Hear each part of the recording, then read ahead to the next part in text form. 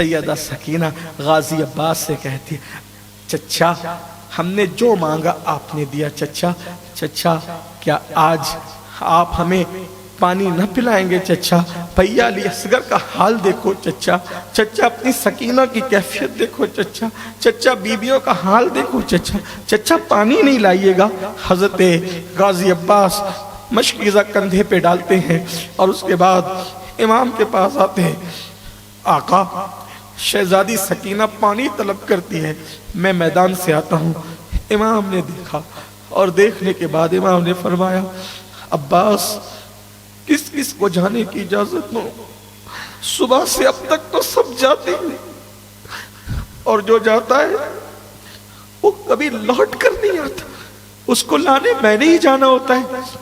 عباس نہ جاؤ، آقا شہزادی سکینہ نے کہا ہے پانی طلب کرے، میں سیدہ کو کیا منہ دکھاؤں گا؟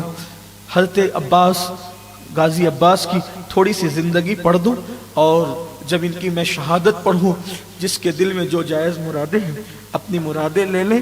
سرکار غازی عباس میں ہمیشہ پڑھتا ہوں، دیکھو یہ سب واقعات میں 25 سال سے پڑھ رہا ہوں، آپ سن رہے ہیں، لیکن یہ واقعات ہر سال اس لیے پڑھے جاتے ہیں تاکہ یہ بار بار ذہن میں تازہ ہو، اللہ والوں کے واقعات اللہ کے لشکروں میں سے ایک لشکر ہے۔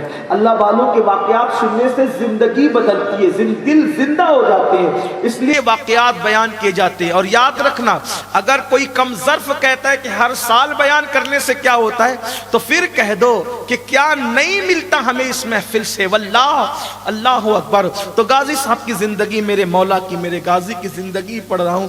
حضرت غازی سیدہ فاطمۃ الزہرا کی دعاؤں سے پیدا ہوئے تھے، یہ دعائے فاطمہ ہے۔ اور آپ جانتے ہیں کہ سیدہ فاطمۃ الزہرا جب دنیا سے تشریف لے جا رہی تھی، آخری ملاقات تھی مولا علی سے، تو سیدہ نے مولا کائنات سے کہا میرے سرتاج، میری ظاہری زندگی میں آپ نے دوسرا نکاح نہیں کیا میری محبت میں، لیکن جب میں دنیا سے چلی جاؤں گی تو آپ دوسرا نکاح تو کریں گے نا؟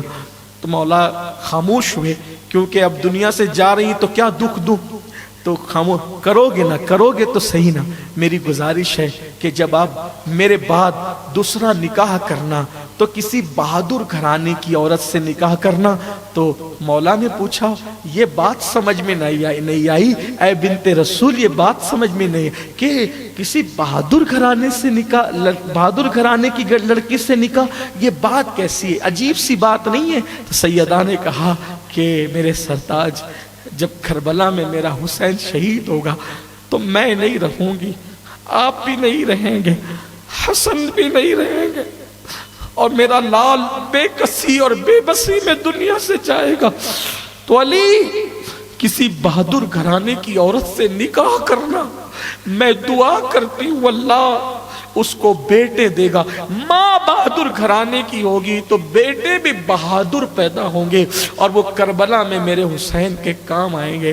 سیدہ کی دعا تھی، مولا حسین پاک، مولا علی پاک نے جب نکاح کیا تو وہ خاتون سے نکاح کیا کہ ان کا نام بھی فاطمہ تھا، لیکن فاطمہ نام کی تھی، وہ بھی فاطمہ تھی، لیکن انہوں نے کہا تھا علی مجھے فاطمہ کہہ کے نہ بلایا کرو، علی مجھے فاطمہ کہہ کے نہ بلایا کرو، کیونکہ جب تم مجھے فاطمہ کہو گے تو حسنین کو اپنی امی کی یاد آئے گی، زینب و کلثوم کو اپنی امی کی یاد آئے گی، تو پھر انہیں فاطمہ نہیں کہا گیا، پھر ان کو ام البنین کہا گیا، بیٹوں کی ماں کہا گیا۔ اللہ نے انہیں 4 یا 5 بیٹے عطا فرمائے تھے، ان میں سے ایک بیٹے حضرت سیدنا عباس علمدار تھے، غازی عباس جو علمدار تھے کربلا کے میدان میں۔ اور یہ بھی آپ کو بتاؤں ہمارے مورخین نے لکھا ہے، کہاں تک مورخین نے انصاف کیا، لیکن بہت مشابہت تھی اپنے بابا سے، بہت مشابہت تھی، بہادر بابا کی طرح تھے، خوبصورت بھی بابا کی طرح تھے، سینہ چوڑا بھی بابا کی طرح تھا، اور بڑے بڑے ہاتھ بھی بابا کی طرح تھے، مضبوط انگلیاں بھی بابا کی طرح تھی۔ ان کی خوبصورتی کو دیکھ کر لوگ ان کو قمر بنو ہاشم کہتے تھے، بنو ہاشم کا چاند کہتے تھے، بابا ہی کی طرح سخی بھی تھے، اپنے والد علی مرتضیٰ کی طرح سخی بھی تھے، ان کی سخاوت کو دیکھ کر لوگ ان کو باب الحوائج کہتے کہتے تھے, یعنی ان کے دربار میں جاؤ تو ہر حاجت پوری ہوتی. اور آج بھی واللہ کہتا, اللہ کی قسم, اللہ کی عزت کی قسم, لا الہ الا اللہ, خدا کی عزت کی قسم, عباس کے دروازے پہ پہنچ کر جو مانگا ہے خدا نے سفر میں لوٹنے سے پہلے عطا کیا ہے. ان کا دروازہ تو بہت بڑا دروازہ ہے. ان کی شہادت پڑھتے ہیں ہم ہر سال شہادت پڑھتے ہیں, اور کہتے ہیں جس کو جو مراد مانگنا ہے مانگ لے. ہر بندہ آتا ہے کہ پچھلے سال مانگی تھی, یقین چاہیے, بس یقین چاہیے. باب الحوائج قمر بنو ہاشم. آپ کی ولادت کے بارے میں بھی وہی واقعہ مشہور ہے کہ جس وقت پیدا ہوئے تو آنکھیں بند تھی. توجہ کر, جس وقت تو پیدا ہوئے آنکھیں بند تھی, اور جب پیدا ہونے کے بعد مولا علی اور ام البنین تھوڑے پریشان ہوئے. وہی دیکھیے مشابہت, یہ مورخین کی بات ہے, پتہ نہیں انہوں نے کہاں تک انصاف کیا. میں ناقل کی حیثیت سے نقل کر رہا ہوں, جس کو قبول کرنے کرے, جس کو قبول نہیں کرنا یہی چھوڑ دے. لیکن بات یہ ہے کہ آنکھیں بند تھی. امام حسین علی جدی علیہ السلام آئے, کہا کہ امی کیا بات ہے, بابا کیا بات ہے, کیوں پریشان ہے؟ کہا کہ کتنا خوبصورت بچہ پیدا ہوا ہے, ہم شبیہ بابا کا ہم شبیہ, لیکن جو وہ آنکھیں بند ہے اس کی, یہ نابینا ہے. کہا لاؤ مجھے دو میرے بھائی کو. جیسے ہی ہاتھ میں لیا, عباس نے آنکھیں کھول. اس کو یاد رکھنا.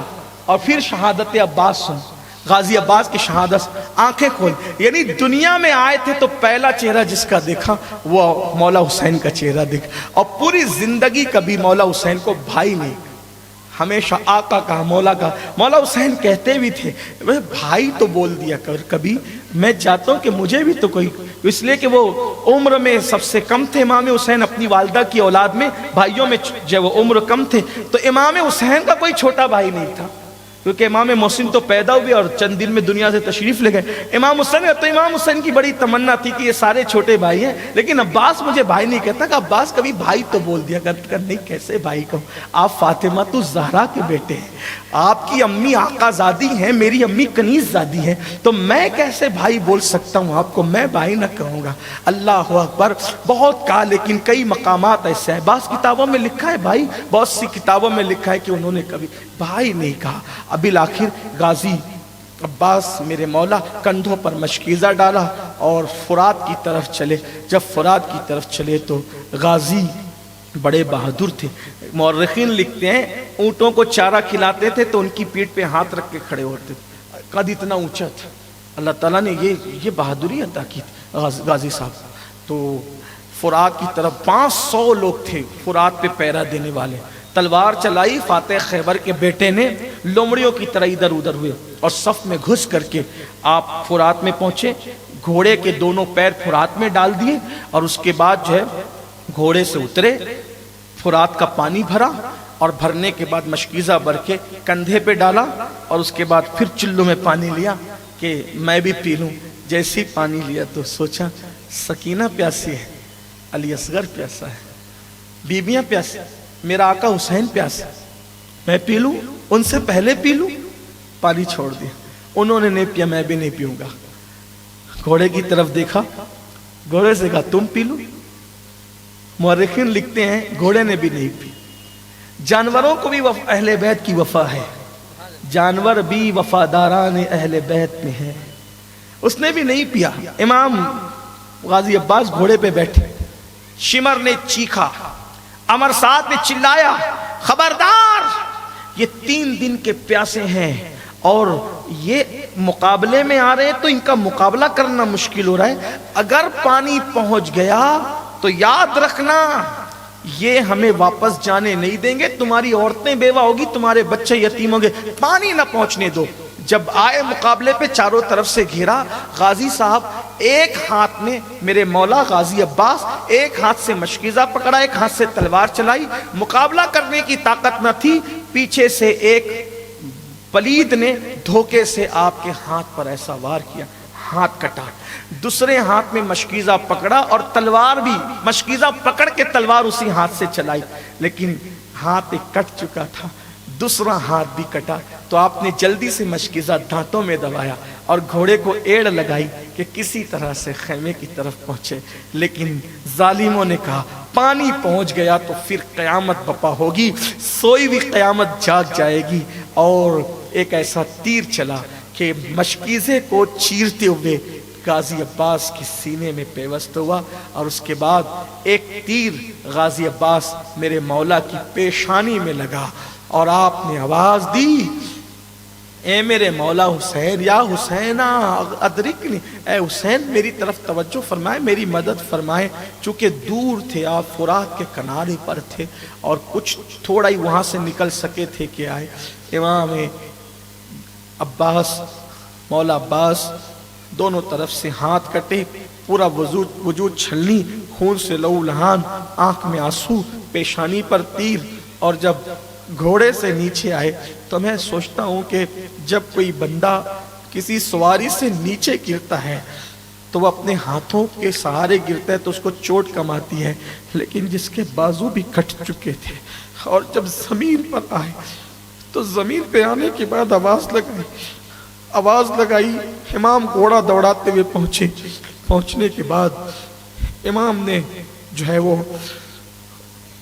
مولا غازی عباس کو اپنی گود میں لیا، اور گود میں لینے کے بعد سر کا تیر نکالا، سینے کا تیر نکالا، اور نکالنے کے بعد چہرے کا خون اور گرد و غبار صاف کیا، اور صاف کرنے کے بعد جب امام کے ٹھنڈے ٹھنڈے ہاتھ غازی کے چہرے پر آئے، آنکھیں کھول دی، آنکھیں کھولی تو سر امام کے گود میں تھا، اور چہرے امام پہ نظر پڑی، غازی عباس مسکرا دیے غازی، میرے مولا مسکرا پڑے، موت کے منہ میں مسکرائے غازی، اور مسکرانے کے بعد کا مولا اب دنیا سے جا رہا ہوں۔ امام علی مقام رو پڑے، رونے لگے، عباس تو جائے گا تو میرا پرچم کون اٹھائے گا، میرا علم کون سنبھالے گا غازی، میرے غازی تیرے جانے سے میری قبر ٹوٹ جائے گی۔ اور اس کے بعد پھر غازی نے کہا، مولا کچھ وصیتیں ہیں میری، اگر مان لے تو نوازش ہوگی۔ پہلی وصیت یہ ہے کہ سب کا لاشا اٹھا کر خیمے میں لے جاتے ہو نا، میرا لاشا خیمے میں مت لے جانا، یہی چھوڑ جانا۔